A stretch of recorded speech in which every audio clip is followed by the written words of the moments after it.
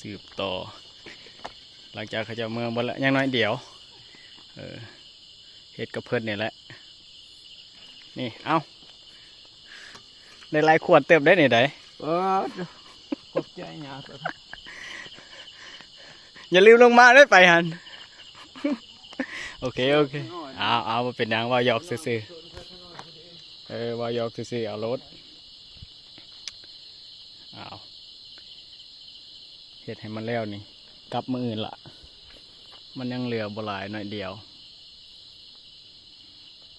สืบต่อเบิ่งก่อนหาบนวางโทรเลขก่อนบนนี่ละคือสีเหมาะอยู่คือว่ามีโต๊ะอยู่ได้เฮ็ดซ้ำดึกตอนนี้หาก6 โมง6 โมงเองบุทันดึกปันใด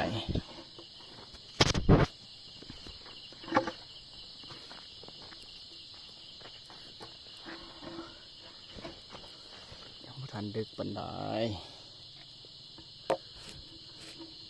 ได้อยู่ดอกซ้ำนี่ว่าสันได้ยังบ่ดึกเนาะคำดึกละเฮ็ดบ่ได้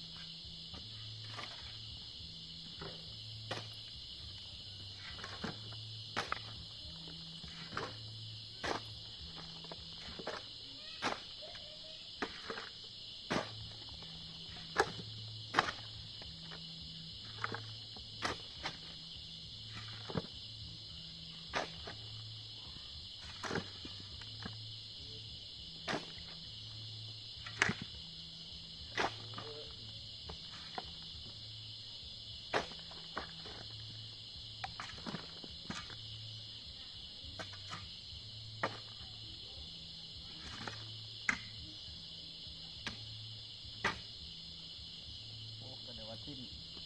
เดี๋ยวทิมค่อยละยังเยอะดอก หนักไหนหยาเอ้ย สบาย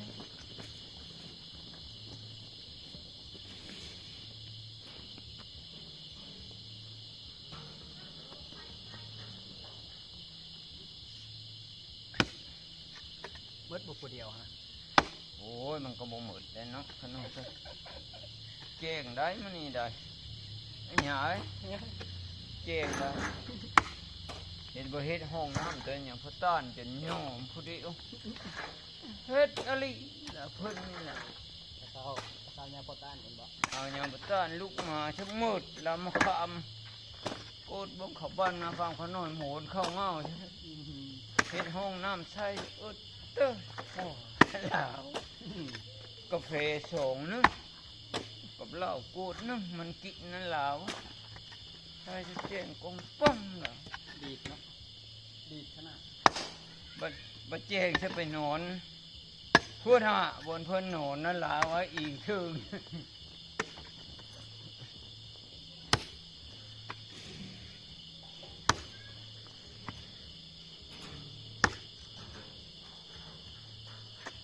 ทำบุญมันบ่ได้ง่ายก่อนสิได้ก็ได้ เป็นแน่นี่เลย ไป ลิ้นต่อลุ้น ได้แล้ววะเพิ่นบอกเนาะ ได้เลยคุณดิ จ้ะงุนหินได้นี่ได้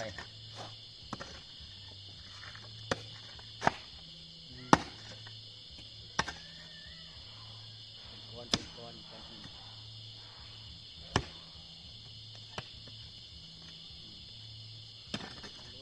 ตรงนั้นก้อนใหญ่จะได้ง่าย เฮ็ดหลายคนมันอึดอัดทำบุญ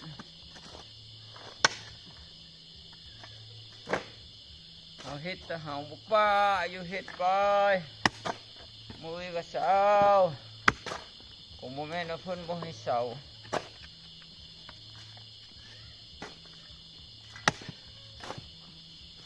เสร็จหลายคนแต่หลายคนบ่เฮ็ดอย่างนั้นไหนเสร็จหลายคนแต่คนบ่แต่หลายคนก็บ่เฮ็ด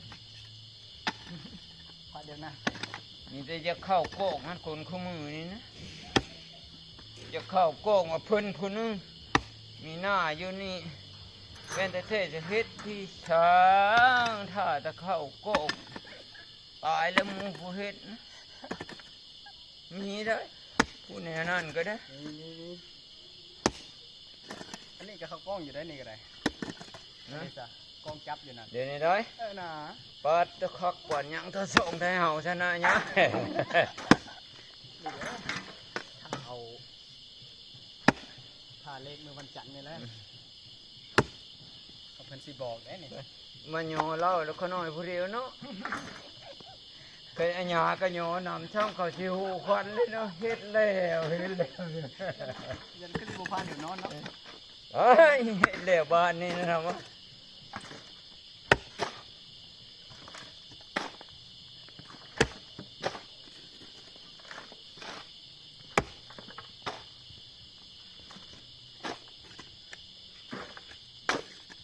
บ่เห็นอย่างคือวัดจันติ อยู่ใส่ ฮะ วัดจันเตงอยู่อันตรงไหนเห็นบ่ อยู่ตรงเป็น บ่เห็นชื่อนะ เมื่อเบิ่งไหม เป็นอะไร ปัดเจ้าน้ำบ่อน้ำขามไหลช่องที่ช่องที่ซึ่ง โอ้โห พี่ลูกเท่าไร ได้ยินแต่สื่อจัดเตงได้ยินแต่สื่ออย่างวัดน้ำพุวัดป่าน้ำพุอย่างทุกอย่างและ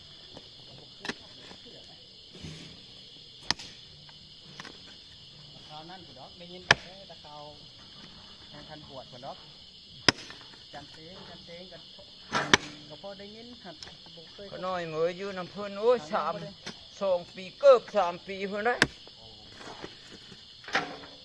ถ้าอยู่น้ำเพิ่นบ่ได้ได้เราห้ายแท้ได้แม่งอันนั้นได้ใช้นุ่นยางยังบ่ไหวก็บ่แม่นเท่าๆบอกว่ามันเต็มเท่าเต็มมันนี่ก็ใช้กันบ่ได้ว่าเขามันเมยก็สู้แล้วมันเมย สู้กันเดียว ไปอยู่แนวไหนล่ะ ช่างนี่ละเฮ็ดนี่ละ เออ ให้บูดหามการ์ตูนที่บูดเนาะเอาบ่ย่าทางเฮ็ดแต่จะหูหามการ์ตูนก็ได้ว่าผู้นี้ก็ได้ว่าให้มาเฮ็ดนำมันนั้นไปยังให้บูดที่มันโยลึกไปบ่ได้เดี๋ยวมันโยให้เขาน้อยบาปได้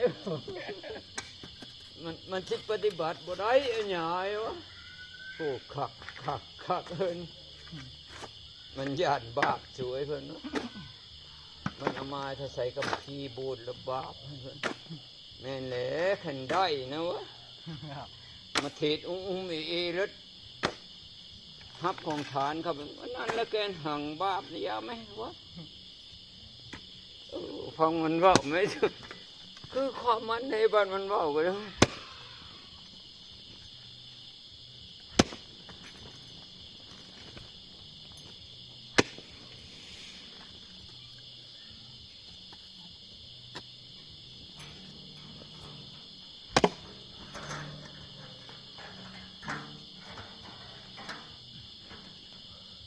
คนหมู่เดียวกับจันตินข่าววัยรุ่นว่าติดไอ้ลีแหงนั่นไม่ได้อ้อแอได้ขาจิกบูดลุกโลดเลยบ้านนั่นไปบูดมานะชมคนพูดคือใจเฮานะมาบังคับมันเว้นน้อยใจเฮาสิฮับกลับเพิ่นบ่ได้วะทางการ์ตูนโหดตุยเพิ่น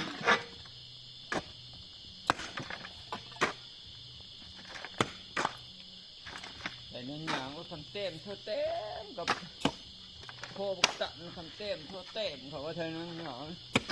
บ่ก็ใส่กันให้ว่าบ่ก็เข้าห้ายกันนะเดี๋ยวมันมือเด็กก็สู้เลยให้บ่สู้ก็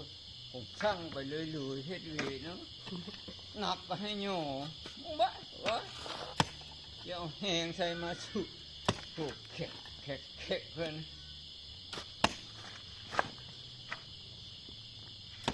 ใส่น้องเป็นสู้ดีกว่าเจ้าก็เด้อไอ้ชมเขาเห็นเมื่อใดเจ้าสู้นะเบาได้เวยก็มาเจ้าบุสู้โอ้ชนก็รุ่นอาจารย์พนาว่าอยู่ลุยสู้นะจะอยู่ได้บาปหลายสู้ให้เก่งอาจารย์ใครเพิ่นเจ้าใส่เมื่อใดนะเบาได้เวยเพิ่นนอนเขากูนอนก่อนมันใส่แล้วบางอันนั้นนะเพิ่นวะกูนอนก่อนมันนี่กูไหวแล้วเพิ่นให้มันไปเพิ่นนะ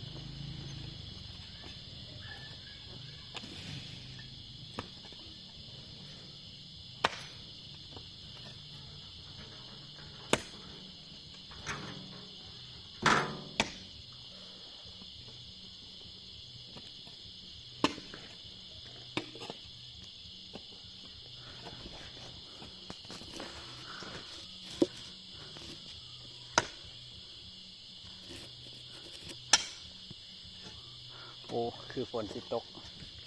ฟ้าเลื่อมอยู่ได้แต่ปรับให้ยังบ่มีฝนนี่ไงบุกฟังประมาณนี้ไหมนี่ไปใช่แต่นี่มึงจะไปตายใช่ก็ไปบ่ได้ของเขาน้อยมาทำบุญเขาน้อยบ่ได้นี่ได้วะอะไรก็สู้ได้วะบ้าเพิ่นบ้าว่ามาทำบุญที่ไล่ฆ่ากันนี่บ่วะบ้าแล้วเพิ่นเขาโตบชื่อว่าไหนมัน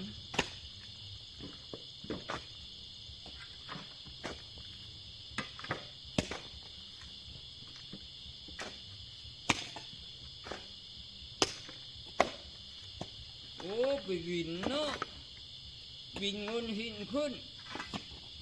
ตั้งขึ้นเงินหินมันไม่พอได้รถเฉลียวก็ตุยคาดเอาขันไม้มายังไปเอามึงชิย่านตายหลายเพิ่นวะรถไม่ให้ง่ายก็โงนหินบ่ขน่อยอยู่ทางข้างนะขน่อยไปมันย่านตายบักชมนะเพิ่นเนาะเวทมันนะอาจารย์บ่ย่านรถย่านตะตุยคาดขีดรถเพิ่นตุ้ยเลยคำบักชมคำมันรู้จักเลยเฉพาะมันเม็ดอยู่ทางข้างนะกันตุยคานอาจารย์หยังบ่วะ คิดมันจะตัดนะเนาะโอ้พอเพิ่นแล้วพาดจะเพิ่นกูแล้วบ่จักเหล่าอะคือรถใหญ่เหล่า จานไปก้อนหมู บ้านมันว่าย่านเตยคาดอาจารย์เอ๋ยใช้รถขีดรถจะตายแล้วมันเคยเห็ดน้ำไม้บักชุมนะฉันโพสเรามันเม็ดมันบุกใกล้จะเทะทางหน้านะเราบ้าตายเท่ได้อาจารย์กับญาติมันอย่างนี้น้องมันหลงมันนะโขกแกะมันเล่นให้ยังโอ้ยกูก็ย่านตายคือกันเฮ้ยมันเนาะมือเดี๋ยวพ่อนะยะเอาเลยถ้าเจ้าคุดนี่แหละมันเบิดละ มัวเลยเนาะ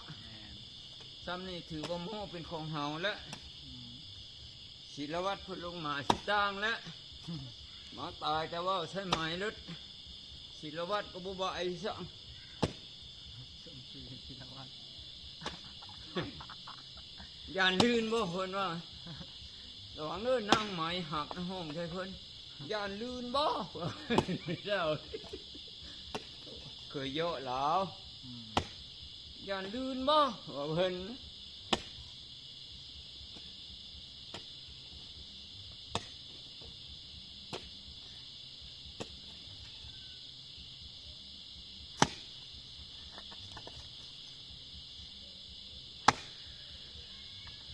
ไกลแล้ว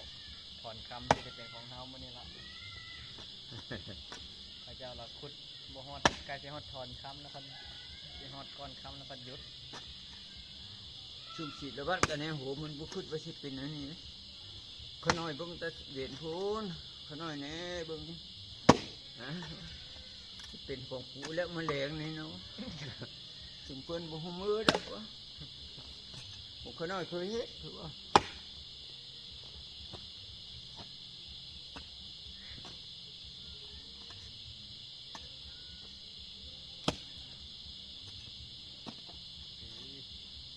พอดีนอนม่วน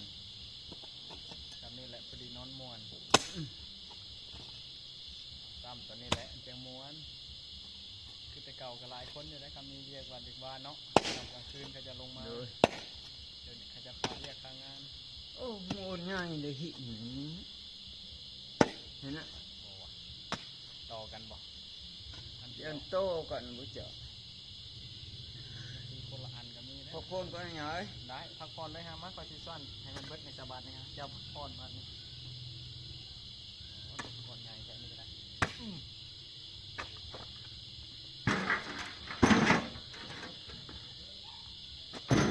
เอาอะไรจะอยากพักผ่อนอันนี้ก็ได้เบิ่งจากทรงแล้วได้ดี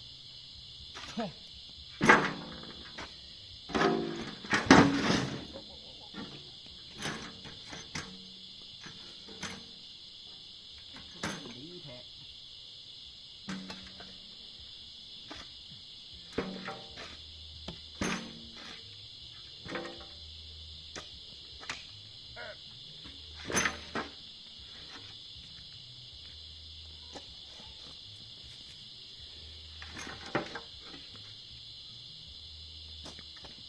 มีตะเตียงใหญ่ๆเนี่ยนี่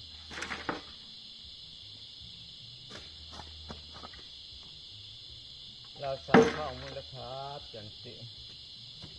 สั่งข้าวอีกก็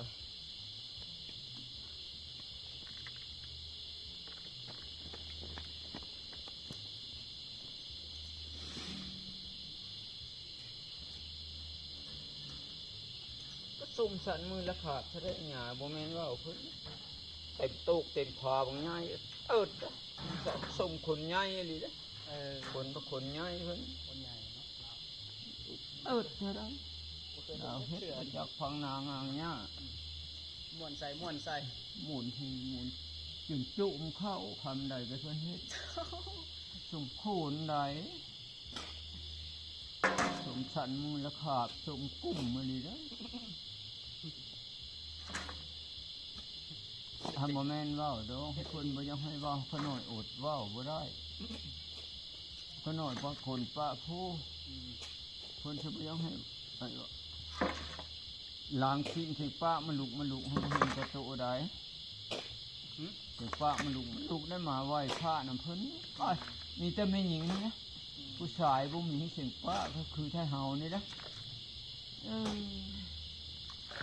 เขาน้อยอดเหล้าบ่ได้เพิ่นก็เว้าเพิ่นมีแต่ไม่หญิงนะเฮ้ยเพิ่นโอ้บ่เห็นศูนย์ มีแต่เสียง โขน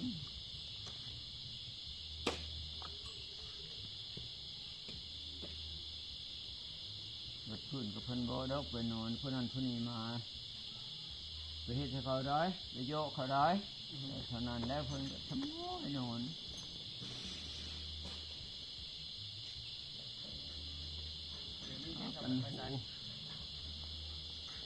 มานอนทำผ้าบ้านไหนนะเขาหน่อยย่าน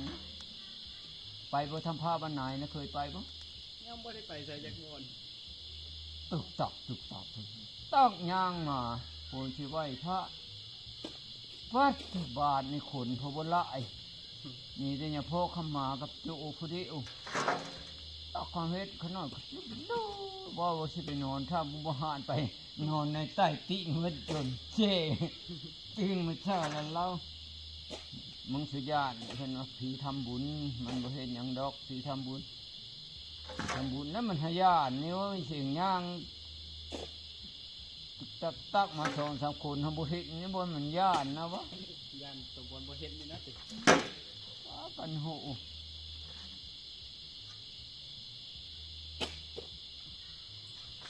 พักได้หยาเอ้ยได้เรื่อยๆพักพนได้มันเบิดนี่จะคุดกับผักกัน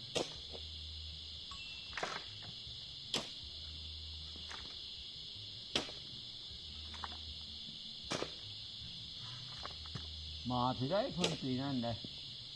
เพิ่นมาไหมเดี๋ยวว่าสัตว์มาหอดบ้านน่ะไทยเฮาพี่เจ้าอัญญาเกิดหรือบ่ย่างประทันหอดเกิดอยู่เกิดบ่ดอกประทันหอดเกิดใช่บอกว่าแน่อัญญาประทันหอดเอากันซ้ำตัวนั้นมาพี่แล้วกับพระจีนเพิ่นทั้งได้มานำนะจันติมานำเพิ่นเราบวชแล้วเราฮะมานอนที่3 องค์เพราะนั้นได้3 คืนนะมือมา2 องค์จะต้องมานอน3 คืนแล้วกลับเพิ่นก็นะหมาหมดหมาเนี่ยแม่ให้แม่เพิ่นอยู่เสนูย่านบุญานแม่เอ้ยอาตมาก็ไปนำบุกสมมันก็ไม่ธรรมดาเจ้านายกับมันก็หูกันหลายหลาวก่อนอาตมาจะไปนำก็สมาธิบางกรเห็นว่าบุเป็นอย่างปลอดภัยเป็นน้ำมันบุญานเห็นไหมมานะแม่นะให้ที่ทิ้งกันได้สมเอ้ยสบายทิ้งกันได้ดูเอ้ยหลาวแม่บ่หลาวเพิ่นบุญานบ่ไปหลาวรู้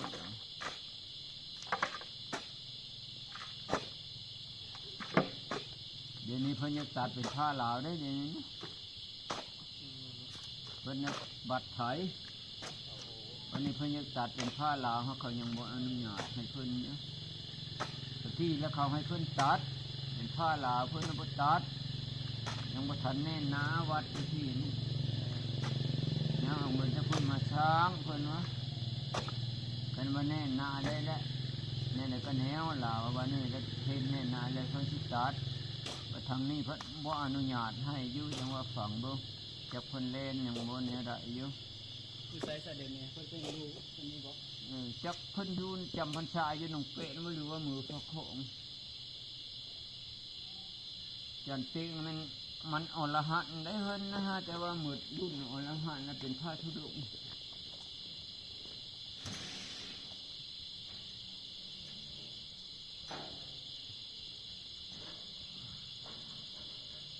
หมดรุ่นเอาละฮะแล้วเป็นผ้าที่ดง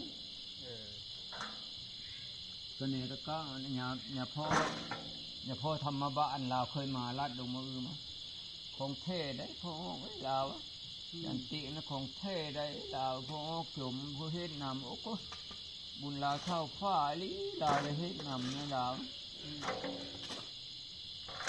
แต่คอยผู้บูดแต่เท่ก็ยังเธอนึ่งไปวัดเพิ่นนะเราอยู่ภูงูนะวะ ไม่ได้เข้าใกล้เพิ่นลาวเป็นที่ลาวบุญมุมีลาวไปพระออกส่งมาไปอยู่ในเพิ่น2 ปีเกือบ3 ปีที่ลูกอลีบุญลาวแหงลาววะ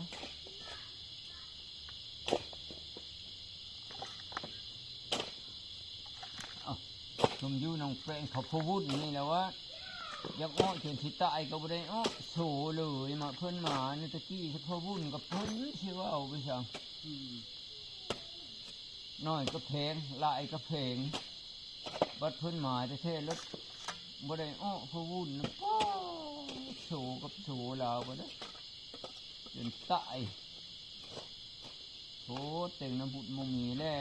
วสมไว้ลาววะมันมีจะสูกับสูแล้วก็พอจะน้อยเนาะเอาวันนี้ก็หมดแล้ว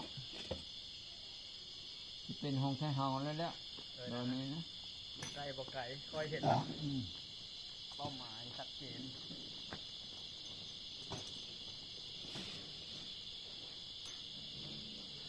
อันนี้ซะเบิดยังจะคุดขาดพักผ่อนก่อนจะน้อยจังเอาอีกได้โอ้ฟ้าเม็ดทางใต้ฝนสิตกอยู่ได้อาจจะฝนสิลงมาบ่